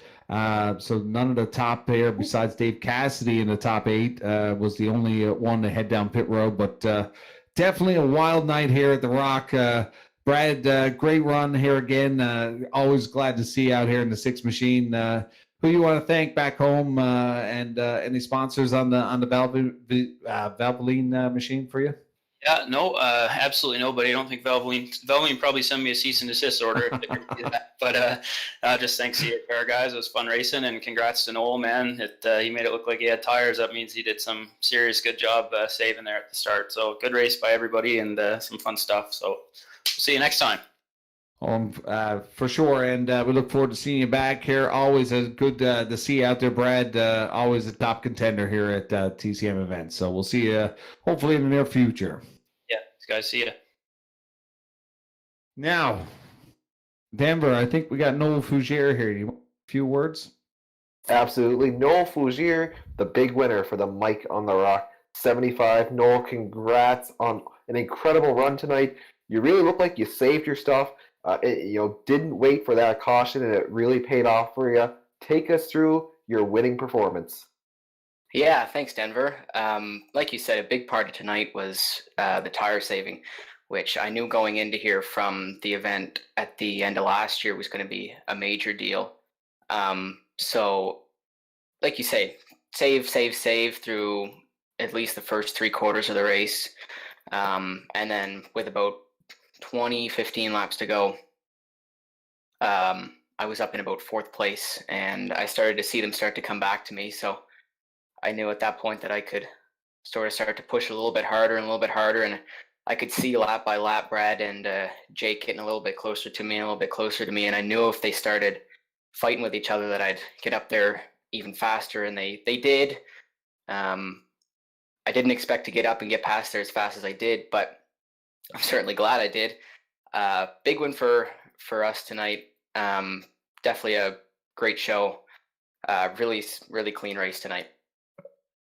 I want to talk to you about the dynamic of those closing laps, because where it was such a long green flag run, you've seen some guys coming down pit road, and they were at times faster than some of the leaders in running with you guys with newer tires. So take us through how you approach that situation when you got guys that are down laps, but running lap times equal to or faster than you. It's all about respect, really, about how well you can work with and work around the lap traffic. And they were very respectful in this race. I know I had Matt behind me doing a good job. He didn't interfere at all too much. I know he could have easily gone around me and probably ran about 2 seconds a lap faster than I would, but appreciate all the lap traffic and all the other cars definitely being super respectful to the leaders coming through, which is one thing that is really nice about this league, is that we got a super clean selection of drivers here. So did you expect the late caution to actually come in? And if it did, what was your strategy going to be? Were you going to maybe come down pit road for tires, or were you going to maintain your track position and hope for the best? Well, I knew once I started pushing that no matter what, I was going to be at least 4th at the lowest. And I'll be honest with you, I was waiting. I was almost certain the late caution was going to come out, because it usually seems to in these events, but luckily it didn't. But like you say, if I did, was probably just going to end up coming down pit road, get some fresh rubber. And the difference in lap time between old tires and new tires, I don't think if anyone stayed out, it would have mattered a whole lot in the end. Well, great run tonight, and it certainly paid off for you, the way you saved your stuff, and you didn't have to worry about that late caution. Who would you like to thank for the big win tonight? I just want to thank my girlfriend. She's at home watching me tonight, so Emily, thanks, honey. But you guys for putting on another great broadcast. It's definitely good. I know it's been a while since I've been through with the TCM folks, but it's definitely good to be back. And of course, Tim for putting all this together. I know he puts a lot of effort into this and takes a lot of headaches for us to come down and have a little bit of fun in the off season. So thanks to everyone. Well, congratulations. A big win. Go celebrate. Awesome. Thanks, guys. And we are now going to go to Kyle Young with a 4th place performance tonight. I was just told he was going to interview himself. I heard that too. You know, oh boy, Paul throwing in these epic little Easter eggs into these shows and tries to spruce them up any way that he can, doesn't he? So ask yourself a question. I want to hear this. All right, well, let's see here. Trying to remember back. So Kyle, you had mentioned throughout the earlier in the event that you were trying to do your best to conserve tires and have something towards the end of the race. How did you think you did in that aspect? Well, to be honest, I think it went very well. I think a couple of my competitors in front of me had a better job at doing so. But given a few more laps, I think we would have had an opportunity to contend for a podium tonight. Car drove great. I'm usually not all that fantastic as a tire saving driver. So to be able to feel like I accomplished something in doing so and made some passes and finished better than where we started, I think it worked out very well. Didn't expect so much green flag racing, but I'm glad that we had it because this car and track combination is just a lot of fun. These cars just drive around this racetrack so good. It's such a challenge to get around here with as tight as the setup is and as well as important as tires are. It's a lot of fun. It's a great combination. Glad I could jump into the cockpit instead of the announcer's booth tonight. And to be honest, I don't know if my producer is going to be all that happy hearing this one, but with as successful as we've been as of late, we might need to start trading the headset in for steering wheel a little bit more often. You're still only getting one paycheck. Kyle Young interviewing the fourth place driver, Kyle Young, only as Kyle Young can. But man, Tim's still up here in the booth. I've been down there in the production trailer, kind of nursing this little bit of a toothache that I've got. Great show here, Tim. Mike and the Rock the second time around. Pretty good show. What do we got coming up next? We know we got the Oxford Plains Weekly Racing Series tomorrow night. What else we got going on for Tim's Corner Motorsports? Well, we're going to take a little bit of a breather after Wednesday night because, we had the Jim Hallahan 333 come up last weekend, and a lot of racing went into that, and obviously with Oxford, the doubleheader the week before. So we are going to take a little bit of a break afterwards. We'll be back next Tuesday, of course, after Oxford tomorrow night, with what we're calling the Mini Stock Nationals. So if we talk about a challenging combination here tonight, we're going to have some fun next week. We're going to go to Scuba 1000 Outer, which is the small half-mile, quarter-mile, whatever you want to call it, oval outside of the actual physical road course. It's a right turn. It runs like a Lake Dowsett where you have 5 corners sort of thing. There's 1, 2, and 3, 4, 5. It's a neat little place. We're going to throw the Jettas. We're going to throw the Solstices, and we're going to throw the Global MX-5s out there too. There's going to be some potential showcase spots, and I say spots as in multiple on the line for that. So just keep tabs of the Facebook page. If you're in the Tim's Corner League, just keep tabs of your email. We might have a couple of fun things. But it's again, trying to get back to having some fun with this. That'll be next Tuesday. So if you're looking to do something completely different, then that's what we're going to do next week. And then Wednesday after that will be the next Oxford race. We're looking at something on January 23rd on the Saturday night before the Vidane Super Speedway Series. Not sure if it's going to be a Super Speedway, if it's going to be a super late model race, if it's going to be a road dirt, we have no idea.